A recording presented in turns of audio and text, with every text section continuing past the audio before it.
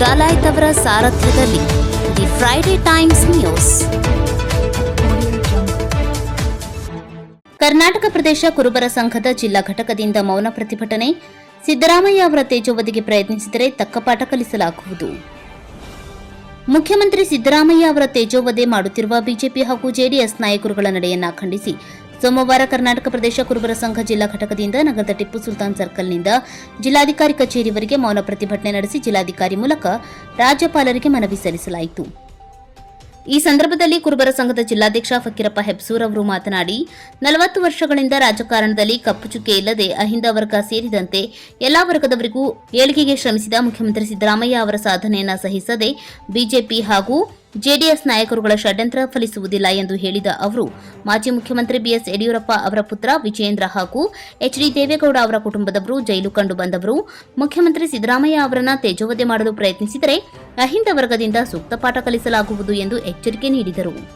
ಹೊನ್ನಪ್ಪನವರು ಮಾತನಾಡಿ, ಮೈಸೂರಿನ ಮುಡಾ ಹಗರಣದಲ್ಲಿ ಮುಖ್ಯಮಂತ್ರಿ ಅವರನ್ನ ಸಿಲುಕಿಸಲು ಪ್ರಯತ್ನಿಸುತ್ತಿರುವ ಬಿಜೆಪಿ ಹಾಗೂ ಜೆಡಿಎಸ್ ನಾಯಕರ ಕುತಂತ್ರ ಹೇಡಿತನದಿಂದ ಕೂಡಿದೆ. ರಾಜಕೀಯವಾಗಿ ಈ ಹಗರಣವನ್ನು ತೆಗೆದುಕೊಂಡು ಹೋಗುವ ಮೂಲಕ ರಾಜಕೀಯ ಕುತಂತ್ರ ನಡೆಸುತ್ತಿವೆ. ಅವರ ಪಕ್ಷದವರೇ ಆದ ಬಸನಗೌಡ ಪಾಟೀಲ್ ಯತ್ನಾಳ್ ಅವರು ಮಾಜಿ ಮುಖ್ಯಮಂತ್ರಿ ಬಿಎಸ್ ಯಡಿಯೂರಪ್ಪ ಹಾಗೂ ಅವರ ಕುಟುಂಬದ ಹಗರಣ ಬಗ್ಗೆ ಸದನದಲ್ಲಿಯೇ ಮಾತನಾಡಿದ್ದಾರೆ. ಮುಖ್ಯಮಂತ್ರಿ ಸಿದ್ದರಾಮಯ್ಯ ಅವರ ಕುಟುಂಬದವರು ಯಾವುದೇ ಹಗರಣ ಮಾಡಿಲ್ಲ ಎಂದು ಹೇಳಿದರು. ಯುವ ಮುಖಂಡ ಪ್ರಕಾಶ್ ಕರಿ ಅವರು ಮಾತನಾಡಿ, ಬಿಜೆಪಿ ಹಾಗೂ ಜೆಡಿಎಸ್ ನಾಯಕರುಗಳ ಕುತಂತ್ರದಿಂದ ಮುಖ್ಯಮಂತ್ರಿ ಸಿದ್ದರಾಮಯ್ಯ ಅವರ ರಾಜಕೀಯ ಜೀವನಕ್ಕೆ ಕಪ್ಪು ಚುಕ್ಕೆ ತರುವ ಪ್ರಯತ್ನ ನಡೆಯುತ್ತಿದೆ. ಸಿದ್ದರಾಮಯ್ಯ ಅವರಿಗೆ ಅಹಿಂದ ವರ್ಗದವರು ಹಾಗೂ ಕಾಂಗ್ರೆಸ್ ಕಾರ್ಯಕರ್ತರು ಶಕ್ತಿ ತುಂಬುವ ಕೆಲಸ ಮಾಡಬೇಕು. ರಾಜ್ಯಪಾಲರು ಕೇಂದ್ರದ ಕೈಗೊಂಬೆಯಾಗಿ ಕೆಲಸ ಮಾಡುತ್ತಿದ್ದಾರೆ. ರಾಜ್ಯದಲ್ಲಿ ಬಿಜೆಪಿ ಹಾಗೂ ಜೆಡಿಎಸ್ ನಾಯಕರುಗಳು ಅಭಿವೃದ್ಧಿ ಮಾಡಲು ಬಿಡುತ್ತಿಲ್ಲ. ರಾಜ್ಯಪಾಲರು ತಾವು ನೀಡಿದ ನೋಟಿಸ್ ಅನ್ನು ಹಿಂಪಡೆದು ಅಭಿವೃದ್ಧಿಗೆ ಕೈಜೋಡಿಸಬೇಕು. ಇಲ್ಲದಿದ್ದರೆ ಅಹಿಂದ ವರ್ಗ ಹಾಗೂ ಕಾಂಗ್ರೆಸ್ ಕಾರ್ಯಕರ್ತರಿಂದ ಮುಂದಿನ ದಿನಗಳಲ್ಲಿ ಉಗ್ರ ಹೋರಾಟ ಮಾಡಲಾಗುವುದು ಎಂದು ಎಚ್ಚರಿಕೆ ನೀಡಿದರು. ಮುಂಡ್ರಗಿಯ ಮೋರ್ನಾಳ್ ಅವರು ಮಾತನಾಡಿ, ಅಬ್ರಾಹಿಂ ಎಂಬ ವ್ಯಕ್ತಿಯು ಮುಡಾ ಹಗರಣ ಕುರಿತು ಸಲ್ಲಿಸಿದ ಮನವಿಗೆ ರಾಜ್ಯಪಾಲರು ಕೇವಲ 8 ತಾಸಿನಲ್ಲಿಯೇ ಮುಖ್ಯಮಂತ್ರಿ ಅವರಿಗೆ ನೋಟಿಸ್ ನೀಡಿರುವುದು ಆಶ್ಚರ್ಯವಾಗಿದೆ. ರಾಜ್ಯಪಾಲರು ಈ ಪ್ರಕರಣಕ್ಕೆ ಮಾತ್ರ ಆದ್ಯತೆ ನೀಡುತ್ತಿರುವುದು ನೋವಿನ ಸಂಗತಿ. ಆದ್ದರಿಂದ ರಾಜ್ಯಪಾಲರು ಕೂಡಲೇ ನೋಟಿಸ್ ಹಿಂಪಡೆಯಬೇಕೆಂದು ಆಗ್ರಹಿಸಿದರು.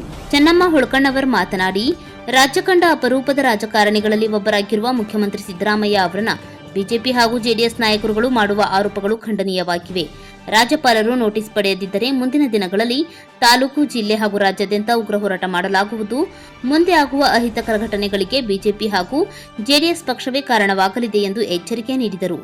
ಈ ಸಂದರ್ಭದಲ್ಲಿ ಮಾಜಿ ಶಾಸಕ ಜಿಎಸ್ ಗಡ್ಡದೇವರಮಠ್, ಹೇಮಂತ್ ಗಿಡ್ಡಹನುಮಣ್ಣವರ್, ಶೇಖಣ್ಣ ಕಾಳೆ, ಹೊನ್ನಪ್ಪ ಪೋಟಿ, ರಮೇಶ್ ಹೊನ್ನಿನಾಯ್ಕರ್, ಮೋಹನ್ ಇಮ್ರಾಪುರ್, ನೀಲಪ್ಪ ಗುಡದಣ್ಣವರ್, ಶರಣಪ್ಪ ಕುರಿ, ಕೆಬಿ ಕಂಬಳಿ, ಸುರೇಖಾ ಕುರಿ, ರೇಖಾ ಜಡಿಯವರ್, ಭಾಗ್ಯಶ್ರೀ, ಡಾಕ್ಟರ್ ಎಂಬಿ ಮಡ್ಡಿ, ಉಮೇಶ್ ಅರಳಿ, ಕೃಷ್ಣಗೌಡ ಪಾಟೀಲ್, ಎಸ್ಎಸ್ ಕರಡಿ, ಕೆಬಿ ಕಂಬಳಿ, ನೀಲಪ್ಪ ಪಡಗೇರಿ, ಉಮೇಶ್ ರೊಳ್ಳಿ, ಮಲ್ಲಪ್ಪ ಕುರುಡಗಿ, ಸುರೇಶ್ ತಳಹಳ್ಳಿ, ಬಸವರಾಜ್ ಉಮ್ಮಣ್ಣವರ್, ಶಿವಕುಮಾರ್ ಹೈತಾಪುರ್ ಸೇರಿದಂತೆ ಮುಂತಾದವರು ಉಪಸ್ಥಿತರಿದ್ದರು. The Friday Times news, Gadag.